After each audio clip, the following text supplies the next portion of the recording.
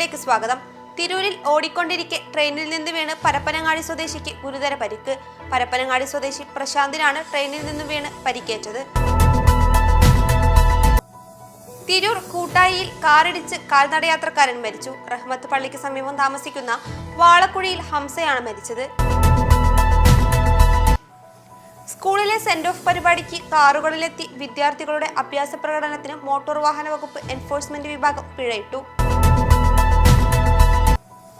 മലപ്പുറം ശ്രീകണ്ഠാപുരം ഇരട്ടി സംസ്ഥാന പാതയിൽ തുമ്പേനിയിൽ വാഹനാപകടം. മലപ്പുറം സ്വദേശി മരിച്ചു. ലോറി ഡ്രൈവറായ മലപ്പുറം പാങ് ഭാസ്കരൻപടി സ്വദേശി ഗോപിയാണ് മരിച്ചത്.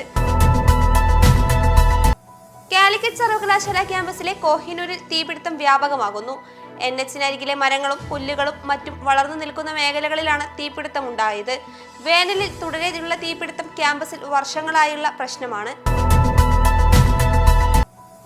പോത്തുകല്ലിൽ മഞ്ഞപ്പിത്ത ബാധയെ തുടർന്ന് 2 പേർ മരിക്കാനിടയായതിന്റെ പശ്ചാത്തലത്തിൽ പഞ്ചായത്തിന്റെയും ആരോഗ്യവകുപ്പിന്റെയും നേതൃത്വത്തിൽ യോഗം ചേർന്നു. രോഗബാധിതർ 3 ആഴ്ച ക്വാറന്റൈനിൽ തുടരണം.